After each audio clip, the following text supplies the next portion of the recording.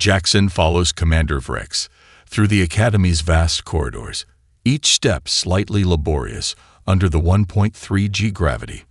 The hallways teem with species Jackson had only seen in briefing holos, beings with anatomies that defy human logic. Some appear to float rather than walk. Others move with too many limbs working in hypnotic synchrony. The cooperative requested human integration into our training program. Vrex explains, voice dripping with disdain. After millennium of galactic peace, suddenly we must accommodate a species that still engages in tribal warfare. They pass a viewport revealing the Academy's true scale, a massive orbital structure circling a gas giant with swirling emerald clouds. Hundreds of spacecraft dock at various ports, representing civilizations spanning thousands of light years. Your quarters, Vrex announces, stopping before a reinforced door bearing hazard symbols. He taps a security panel, and the door slides open to reveal a Spartan chamber, specially modified. Radiation shielding, atmospheric filtration, reinforced support structures. Jackson steps inside, noticing the room is roughly half the size of those they'd passed. Sir, these precautions seem necessary. Vrex interrupts. Your species evolved in a radioactive environment with toxic atmospheric components. We cannot risk contamination. Before Jackson can protest, Vrex hands him a metallic bracelet. Biometric monitor. Mandatory for Deathworlders. It tracks your vital signs, and he pauses, mandibles clicking. Aggressive impulse patterns. You think I'm dangerous. I know you're dangerous. Your species developed nuclear weapons before achieving unified planetary government. You hunted apex predators to extinction for sport. Vrex leans closer, his alien smell of ozone, and something like cinnamon invading Jackson's space. Most concerning, your pain response is aberrant. Where civilized species retreat from damage, humans often advance toward it. A chime sounds throughout the facility. Vrex straightens. Orientation begins in 30 minutes. First formation is on Training Deck 7. Don't be late. He turns to leave, then adds, one more thing, human. Your acceptance was political. Your failure is expected. The only question is how spectacular it will be. Alone in his quarters, Jackson unpacks his meager belongings. Earth Command had permitted one personal item. He'd chosen his grandfather's antique compass, a relic from when humans navigated by planetary magnetic fields. The needle spins uselessly in the artificial environment. His datapad activates with a personnel file download.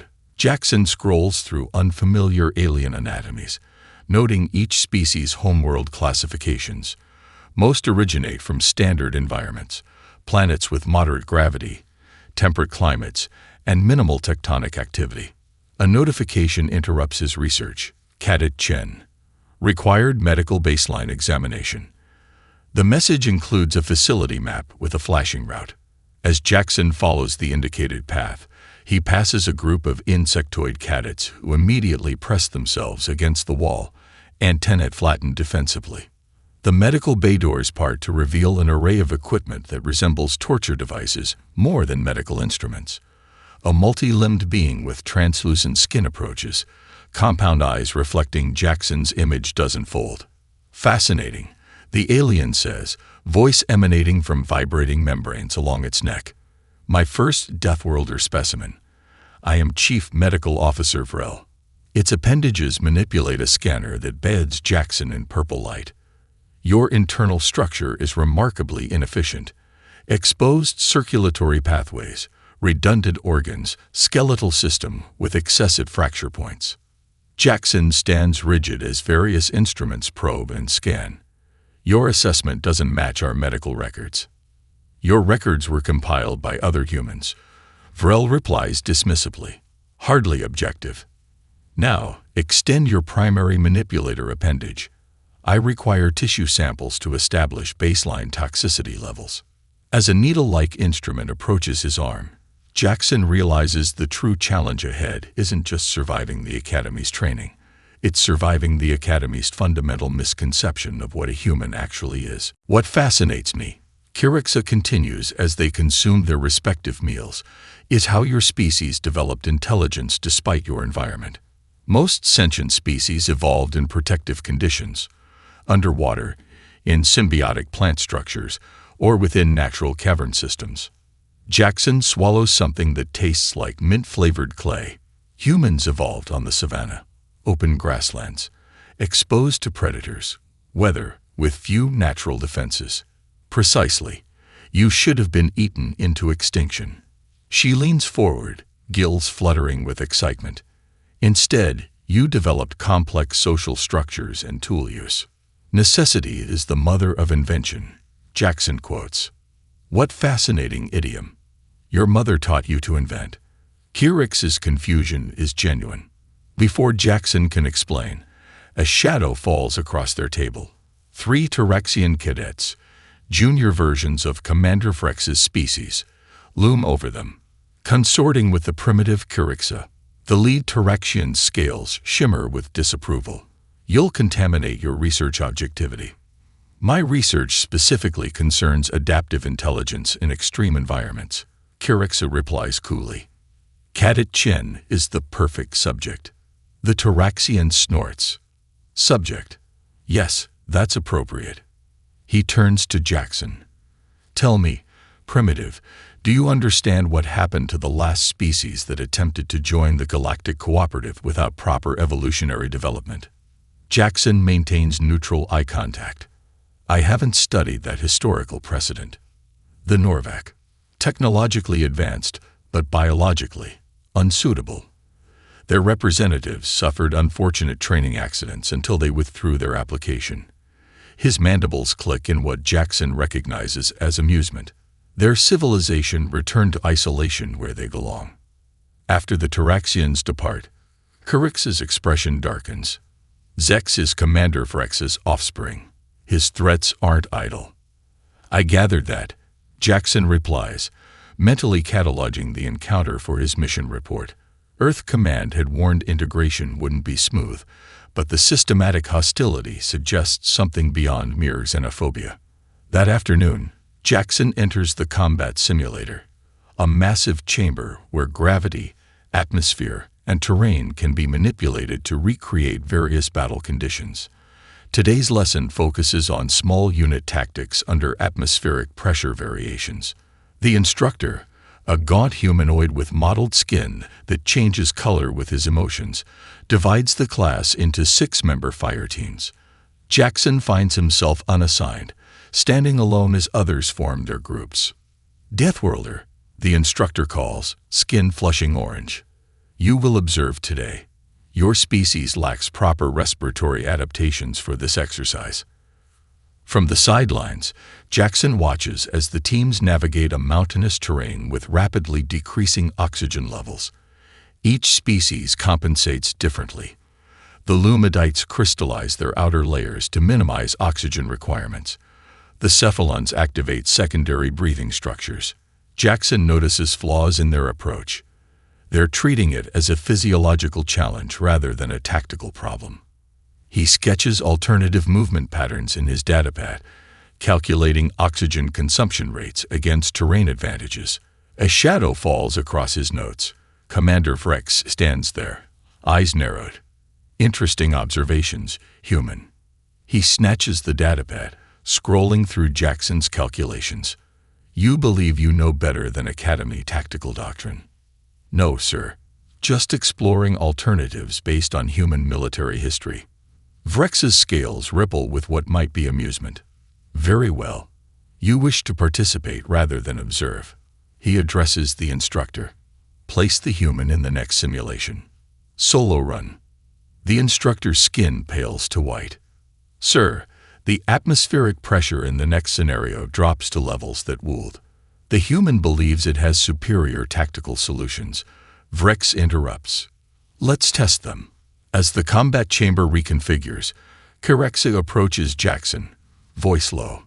This simulation mimics the upper atmosphere of a gas giant. No species runs it individually. What's the objective? Jackson asks, checking his equipment.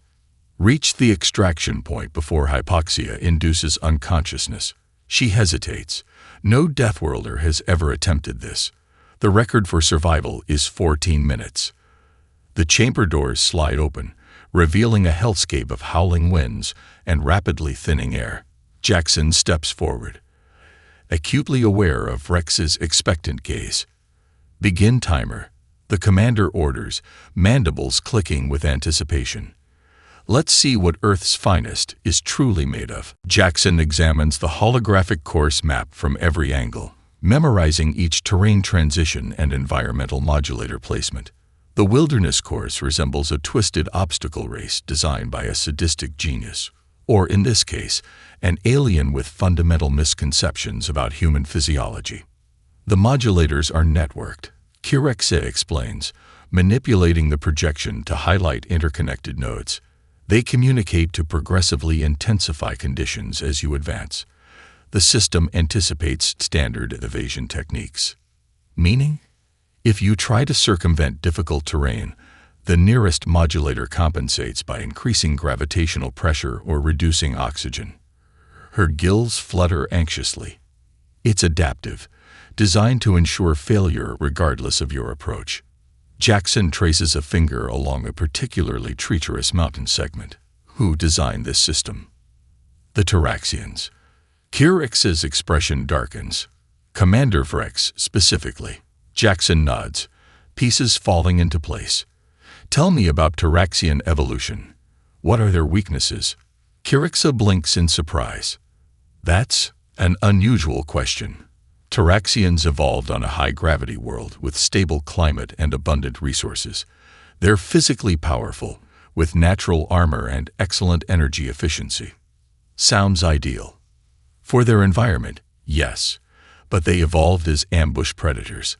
They excel at short bursts of speed and strength, but they lack endurance. Jackson finishes. Their design of the course reflects their own evolutionary perspective. Exactly. Kirixa manipulates the hologram again. Look at the pacing. Each segment requires a sprint of maximum effort followed by a recovery period. To a Taraxian, this represents the ultimate test, pushing burst capacity to its limit. Jackson laughs suddenly, startling Kirixa. What's amusing about your impending failure? She asks. They built a course that perfectly exploits Taraxian evolutionary advantages and accidentally created one that plays to human evolutionary strengths. His eyes gleam with newfound determination. Humans didn't evolve as ambush predators. We're persistence hunters. Meaning? We pursued prey until it collapsed from exhaustion. Not the fastest or strongest. But we could keep going longer than anything else. Jackson begins adjusting his standard issue boots, modifying them with strips of reinforced fabric. While they expect me to sprint and recover like them, I'll maintain a steady pace throughout. That won't be enough, Kirixa warns. The environmental conditions will push me to my limits, Jackson acknowledges. But there's something else the Academy doesn't understand about humans. He removes his grandfather's compass from his pocket, prying open its casing to reveal a hidden compartment containing several small patches. Earth Command predicted this situation. Kirixa leans closer. What are those? Metabolic enhancers. Perfectly legal performance supplements by Galactic cooperative standards. Jackson grins. Just not commonly used because they're designed for endurance rather than strength or speed. Qualities most species don't prioritize. Kirix's large eyes widen. You planned for this. Earth's integration into the cooperative isn't just diplomatic, it's strategic. We need to understand how the galactic community perceives us. Jackson applies one patch to his neck, where it adheres and begins releasing compounds into his bloodstream. My mission was always to push boundaries and document responses. You're testing them as much as they're testing you. Kirixa realizes. Exactly. And tomorrow, they'll learn something fundamental about humans. Jackson's expression hardens with resolve. We don't just endure. We adapt. We overcome. And most importantly, we surprise. The Academy's night cycle begins, lights dimming to simulate dusk. Outside Jackson's reinforced quarters, Unseen monitoring devices record everything, transmitting data to Commander Frex's private terminal.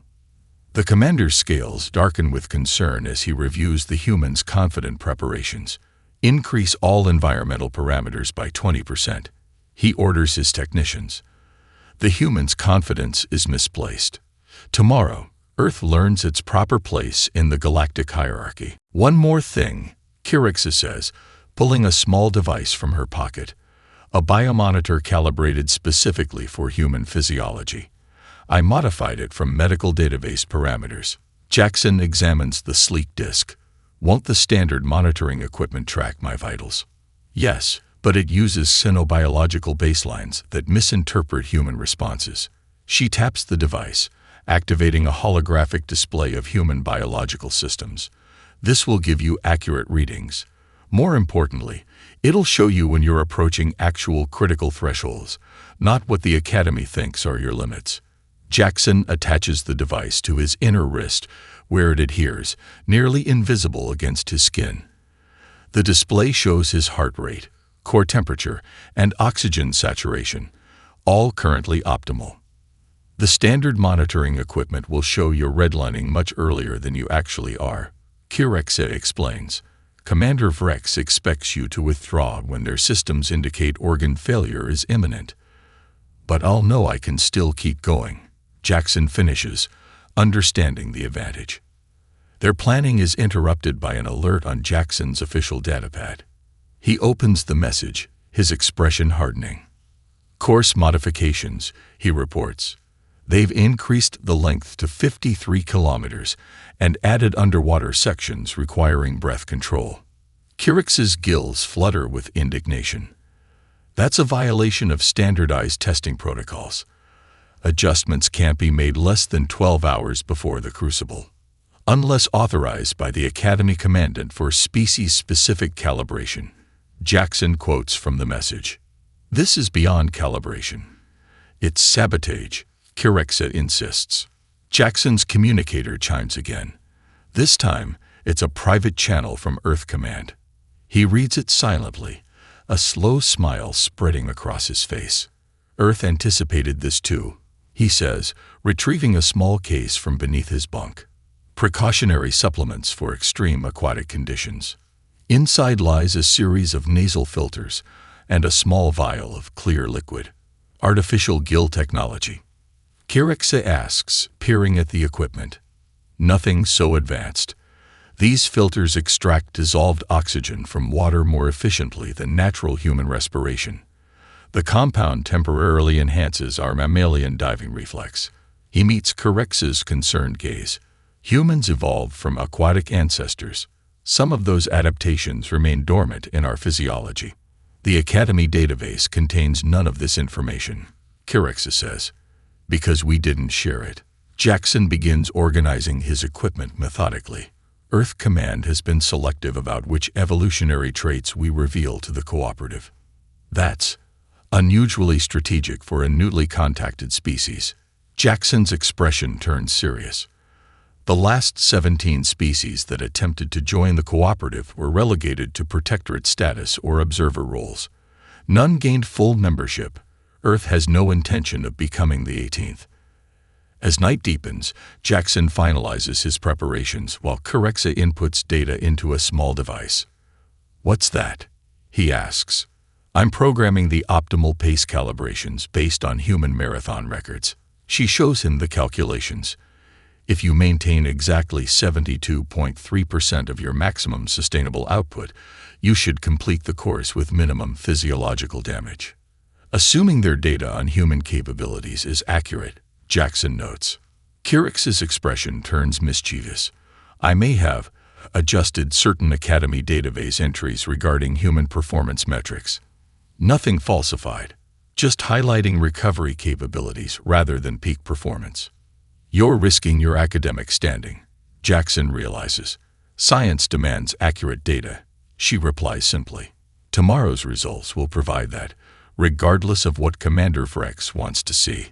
As Kirixa departs, Jackson receives one final communication, a simple text message from Earth Command. Remember the mission objective. Demonstrate don't dominate. The goal is reassessment, not humiliation. Jackson stares at the message for a long moment before replying with a single word. Understood. A murmur ripples through the gathered aliens as Jackson's steady pace continues unbroken for the first 10 minutes. The massive view screens display his progress across a scalding desert terrain, his footprints leaving temporary impressions in the shifting sand. Why isn't he sprinting across the exposed sections? Asks a junior instructor, mandibles twitching in confusion. The heat absorption alone should force maximum speed. Commander Vrex's eyes narrow, scales darkening with suspicion. The human is employing non-standard techniques. Magnify biometric readings. The display splits to show Jackson's vital signs alongside his progress. Heart rate elevated but steady. Respiratory pattern deep and rhythmic. Core temperature rising gradually, approaching what the Academy database flags as dangerous for humans, yet his pace remains unchanged. He should be showing signs of distress.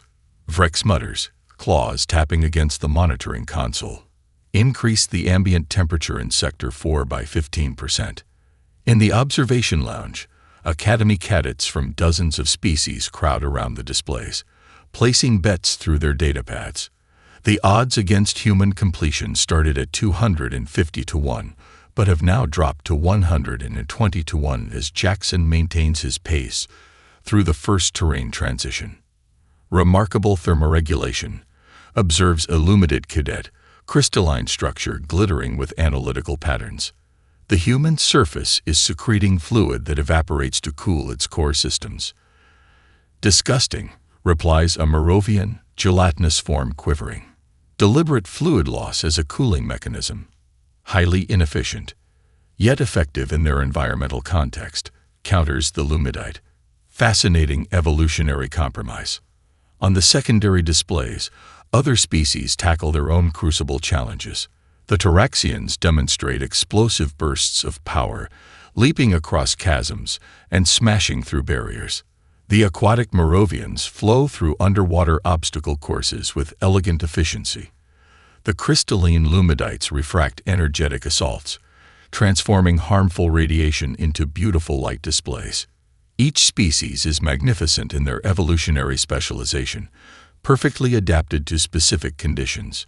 Yet all eyes repeatedly return to the human display, watching this seemingly unremarkable creature maintain its methodical advance.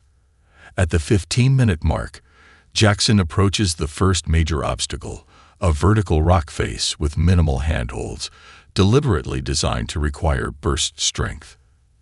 The standard technique involves explosive jumps between precarious grips, demanding maximum power output. Jackson pauses, studying the wall. Instead of attempting the expected approach, he removes his water container and takes several deep drinks. The monitoring station erupts with confusion. Is he stopping? Withdrawing? The medical officer's appendages wave in puzzlement. No, Vrex replies, voice cold. He's preparing. Jackson begins his ascent using an entirely different technique, a methodical three-point contact system that never relies on explosive movement. Where other species would leap dramatically between holds, he shifts his weight incrementally, always maintaining secure contact. His progress is slower but continuous, never once placing his full weight on a single limb. In the monitoring center, a xenobiologist frantically searches the database. There's no record of this climbing technique in human military training. An older academy instructor observes quietly, that's because it's not military. It's recreational, something called traditional climbing. Humans do this for enjoyment. Vrex's scales flush dark with frustration. Enjoyment. They deliberately place themselves in lethal situations for pleasure. Apparently so, the instructor replies. Their recreational activities often simulate the survival challenges their ancestors faced. They call it sport. Madness. Vrex hisses, but his eyes never leave the screen as Jackson steadily ascends the cliff that should have forced him to exhaust his strength reserves. Absolute evolutionary madness. 25 minutes into the crucible, Jackson reaches the cliff summit, his pace never having faltered. The odds in the cadet betting pool have now shifted to 60-1. No one is making jokes about the Deathworlder anymore. At 35 minutes, Jackson encounters the course's most treacherous section, the canyon of shifting gravitational fields. Metallic pylons line the ravine walls, emitting fluctuating waves that create pockets of 2.5 G to 0.5 G with no discernible pattern. Most species navigate this section by timing explosive movements between gravity wells, using the low G zones to recuperate.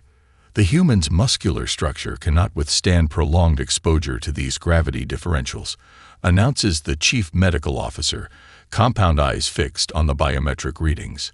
Their skeletal system lacks the necessary density. Yet Jackson pauses at the canyon's edge, studying the pylon's emission patterns. His custom biomonitor, invisible to the Academy's surveillance, indicates his core temperature has stabilized and his muscles have sufficient glycogen reserves. He retrieves a small device from his pack and tosses it into the canyon, tracking its erratic trajectory. In the monitoring center, confusion spreads. "What is that object?" demands Vrex. "Scan for unauthorized technology." "It appears to be dust particles, sir," reports a technician. "Standard atmospheric components." Impossible. The human clearly deployed a device. On screen, Jackson continues throwing pinches of dust into different sections of the canyon, observing how the particles swirl and accelerate through the gravity fields. He's mapping the pattern. "Remarkable," murmurs the Academy's physics instructor, an ethereal void form whose body exists partially in another dimension. The human is using primitive visual markers to construct a four-dimensional gravity map. Impossible, Vrex repeats. Their species lacks the cognitive framework for four-dimensional visualization. Evidently not, the void form replies. They appear to compensate with sequential pattern recognition. Jackson begins his traverse, his path seemingly erratic, stepping sideways, occasionally backwards, sometimes pausing mid-stride. To untrained observers, his movements appear random, even panicked. But the physics specialists in the monitoring room recognize the precision in his approach. He's threading between gravity wells, the void form explains, tendrils of energy fluctuating with excitement, finding the neutral pathways where forces cancel each other. "That's advanced gravitational navigation," protests another instructor. Their species only achieved artificial gravity a century ago. Yet they evolved on a planet with microgravitational variations due to geographic features and tidal forces, counters the void form. Perhaps they possess intuitive understanding we've overlooked. Meanwhile, in the secondary monitoring room, where Corexa has gained access through her xenobiology credentials, she tracks Jackson's true biometric data. His cortisol levels spike each time he encounters a new gravity patch, but his problem-solving regions show heightened activity. He's not merely enduring, he's learning and adapting in real time. She captures this data, encrypting it in her personal database. This isn't just about Jackson's performance, it's about fundamental reassessment of human cognitive capabilities. On the main view screens, Jackson reaches the canyon's halfway point when Vrex's patience shatters. "Enough," he hisses. "Activate gravitational synchronization." A subordinate scales pale. "Sir, that would align all fields to maximum density simultaneously. No species can." "Do it," Vrex interrupts, eyes never leaving the screen. Let's see how the Deathworlder handles actual adversity. Warning lights flash across the control panels as the canyon's pylons emit harmonic frequencies, gravity waves aligning into a crushing 2.5 G blanket across the entire ravine. Cadet observers gasp as Jackson stumbles mid-step, suddenly fighting nearly triple Earth's gravity. His knees buckle, his spine compresses, blood vessels burst in his eyes and nose. The official monitors scream with warning indicators as his vital signs plunge toward critical.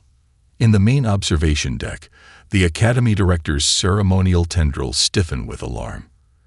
"Commander Vrex," she says, voice dangerously calm, Did you just modify an active crucible course parameter without authorization? But Vrex doesn't respond, transfixed by the screen where Jackson, against all physiological predictions, has not collapsed. Instead, the human has dropped to all fours, redistributing his weight like a primitive quadruped, and continues advancing inch by excruciating inch through the crushing gravity field. 48 minutes into the crucible, Jackson faces the toxic swamp, a kilometer-long stretch of caustic mud releasing noxious gases. His uniform shows evidence of the journey so far. Tears from the rock face, burn marks from the desert, crystalline frost residue from the Arctic transition. Blood has dried beneath his nostrils and at the corners of his eyes, after effects of the gravitational assault. Yet he moves with undiminished purpose, pausing only to apply the nasal filters and swallow the specialized compound from his emergency kit. Chemical assistance, Vrex declares, scales flushing triumphantly. Disqualification. The xenopharmacologist, a spindly arachnoid with specialized sensing organs, analyzes the readings. Negative. Commander. The compound contains only electrolytes, oxygen carriers, and cellular stabilizers, all permitted under crucible regulations. Then what's its purpose? Demands Vrex. It appears to enhance the human's natural diving reflex, a mammalian trait that optimizes oxygen consumption underwater. The arachnoid's sensory filaments quiver with professional interest. Fascinating. Their aquatic ancestry manifests in dormant physiological responses that can be chemically augmented. The first step into the swamp submerges Jackson to mid-calf, the viscous fluid immediately beginning to degrade his footwear. Without hesitation, he wades deeper, maintaining his methodical pace even as caustic compounds burn his exposed skin. In the monitoring center, the medical staff watches in professional horror. The toxicity levels. The chief medical officer's voice trails off as readings spike across multiple displays. No species should willingly subject themselves to such chemical assault. Yet they evolved on a world saturated with organic toxins, notes a biochemical specialist. Their planet's vegetation alone produces thousands of compounds lethal to most galactic species. Are you suggesting they're immune to these corrosives? Vrex demands. Not immune, the specialist clarifies. But their detoxification systems are extraordinarily robust. Their primary filtration organs, kidneys, and liver, process compounds that would be instantly fatal to most sentients. On screen, Jackson is now chest-deep in the swamp, facing a particularly virulent section releasing sulfurous gases. The standard approach would be to hold one's breath and sprint across. Instead, Jackson takes several measured breaths through his filters, then submerges completely, advancing below the surface where gas concentration is lower. The monitoring equipment loses biometric contact during the submersion. Tension builds in the command center as seconds stretch to a minute with no visual confirmation of the human status. Has he drowned? Vrex asks, unable to keep a note of hope from his voice. Before anyone can respond, Jackson resurfaces on the far side of the gas pocket, gasping but still moving forward. His exposed skin shows chemical burns, his uniform deteriorating from exposure, yet his pace remains steady. The Academy director turns to her administrative console, scales rippling with barely contained anger. Commander Vrex, report to my office immediately. Lieutenant Zex, assume monitoring command. As Vrex reluctantly exits, Kyrexis slips into the main observation deck, datapad clutched to her chest. She approaches the Academy's chief xenobiologist, an ancient void form whose tendrils have grown wispy with age. Professor, she whispers, offering her encrypted findings. You should see this data on human adaptive capabilities. The professor reviews the information, energy patterns shifting through colors denoting surprise, disbelief, and finally, scientific excitement. This contradicts our entire evolutionary classification system. I know, Kyrexis replies. Humans don't just endure adversity, they require it to reach their potential. Their entire evolutionary history is defined by adapting to environments that should have killed them. The professor's energy field pulses with realization, not a dead-end evolutionary branch, but possibly the most adaptable species we've ever encountered. Kirexa finishes. On the main screen, with 9 minutes remaining, Jackson emerges from the swamp, his body a testament to punishment absorbed and overcome. The weight of his pack has nearly doubled from accumulated toxic fluid, yet he adjusts his gait and continues forward, leaving blackened footprints on the path toward the final stretch. The betting odds have reversed completely. For the first time in Academy history, the projected outcome favors a Deathworlder's success. 2 standard weeks after the Crucible, Jackson stands on the Academy's ceremonial platform alongside the term's top-performing cadets. His uniform bears new insignia, the cross stars of Crucible completion, and the rarely awarded Adaptive Excellence Medallion. The burns on his exposed skin have mostly healed, though faint discoloration remains, battle scars that have earned him an unexpected form of respect among the other cadets. The Academy Director addresses the assembled cadets and instructors, her ceremonial tendrils extended in formal configuration. The Galactic Defense Academy exists to prepare the Cooperative's finest for the unknown challenges of our expanding universe, she begins. Today, we recognize that our understanding of finest required adjustment. Her gaze sweeps across the gathering before settling on Jackson. Human evolutionary strategy has been reclassified from primitive persistence to adaptive resilience, a designation previously reserved for theoretical models. Murmurs spread through the audience. Such taxonomic reclassifications typically require years of scientific debate. Additionally, the director continues, training protocols for all species will now incorporate selective elements of human endurance methodologies. The announcement sends shockwaves through the instructor ranks. Several senior Taraxians bristle visibly, scales flaring with indignation. This is not a capitulation to Deathworlder physiology, the director clarifies, but recognition that specialized evolution creates vulnerabilities. The human generalist approach offers complementary advantages to our specialized strengths. As the ceremony concludes, Jackson finds himself approached by a delegation of Taraxian military officials. Their leader, a battle-scarred veteran with ceremonial rank glyphs etched into his scales, addresses Jackson with stiff formality. Human Chen, I am Commander Thex of the Taraxian Elite Guards. His mandibles click in the formal pattern denoting reluctant respect. The incident with Commander Vrex has been addressed. His actions violated our honor code. Jackson maintains a neutral expression, aware that Vrex's attempted sabotage has created political tensions between Earth and the Taraxian hierarchy.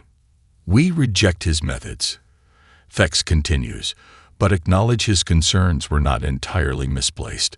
Your species represents an unknown variable in established power structures. All new species do, Jackson replies diplomatically. Not like humans. Thex produces a data crystal, offering it formally. This contains the full assessment of your Crucible performance, including classified military analyses. It suggests that in prolonged conflict conditions, humans might possess statistical advantages against technically superior forces. Jackson accepts the crystal, understanding its significance. The Taraxians, the Cooperative's premier military force, are acknowledging humanity as a potential equal. Humanity doesn't seek conflict, Jackson assures him. So your diplomats claim. Yet your evolutionary history suggests otherwise. Thex's compound eyes study Jackson with unsettling intensity. A species doesn't develop your particular adaptations without centuries of warfare. We fought ourselves more than anything else, Jackson admits. Precisely what concerns us. Thex's mandibles click softly. A species that uses conflict as a refinement mechanism produces either self-destruction or unparalleled soldiers. Before Jackson can respond, Kirexa approaches, now wearing the insignia of the Academy's Advanced Xenobiology Division. The graduation transport leaves in 20 minutes, she informs him, Earth's delegation is waiting to receive your full report. Thex steps back, offering the formal Tyraxian gesture of warrior recognition. We will be watching humanity's integration with great interest, Cadet Chen. As they walk toward the departure bay, Kyrix's gills flutter anxiously. The Tyraxians rarely acknowledge potential rivals. Your performance has accelerated Earth's recognition by decades. That was the mission, Jackson acknowledges, removing his grandfather's compass from his pocket. He opens it to reveal a miniature quantum communicator, disguised as the antique mechanism. Earth Command will be pleased. Will you return for advanced training? Kyrix asks. The Xenobiology Department has requested you as a research subject. Jackson smiles. Not me personally. But Earth is sending 30 new cadets next cycle, specialists in different human adaptive branches, distance runners, free divers, cold adaptation experts. Kyrix's large eyes widen. You're approaching this systematically. Humans always do. Jackson confirms as they reach the departure bay, where representatives from a dozen worlds await the demonstration results. The cooperative thought they were evaluating one human's capabilities. They were actually witnessing humanity's first field test of interspecies integration strategy. He pockets the compass, his expression turning serious. The galaxy just discovered humans exist. Now they need to understand what that really means.